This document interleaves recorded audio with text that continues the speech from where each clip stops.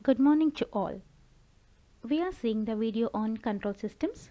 The topic what you're going to see now is steady state error from Unit 2 titled Time Response Analysis. This is Divya working as Assistant Professor in EC Department, R.M.K College of Engineering and Technology. Let's get into the topic now. Steady state error. It is the value of error signal E of t when time t tends to infinity. It is a measure of system accuracy. It is the difference between the input signal RFS and the feedback signal is called as error signal E of s, which is given by the formula RFS by 1 plus G of s into H of s. This is in S domain. When we transform that in time domain, we will get E of t. The error signal E of t at time t equal to infinity is called as steady state error, represented by EWS. So, steady state error formula is limit t tends to infinity E of t.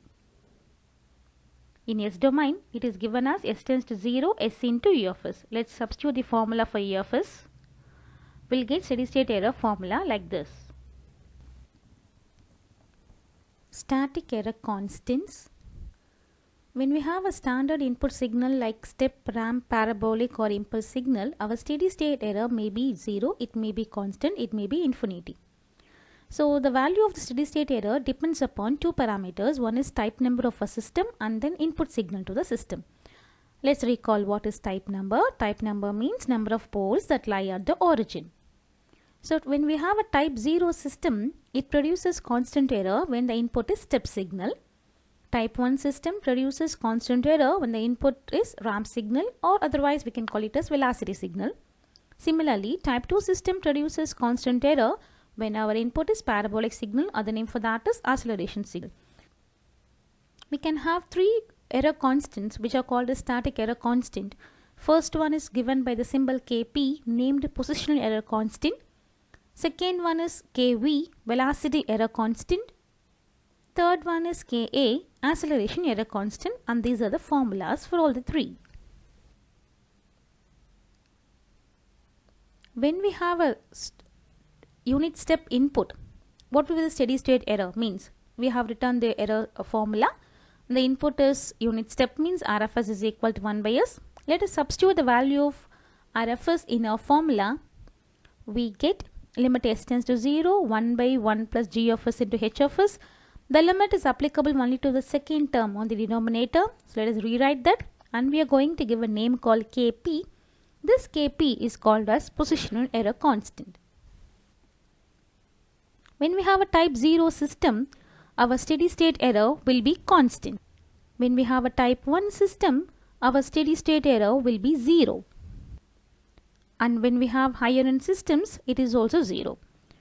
Now what will happen when our input is ramp signal or velocity signal? Means let us substitute the value of the input RFS, that is equal to 1 by S square. In the steady state error formula, we will get like this. So when I apply this formula, I will be getting 1 by limit S tends to 0 S into G of S H of S. The denominator term, we are going to give a term called Kv, that is called as velocity error constant. Now what will happen for the steady state error for a type 0 system? Means our steady state error will be infinity when the input is. What will happen for the type 1 system? Means when we have a type 1 system, our steady state error will be constant. When we have a type 2 system, our steady state error will be 0.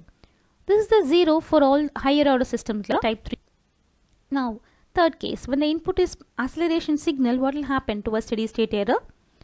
So we have written the formula for steady state error. Then we have written the input equation, RFS is equal to 1 by S cube.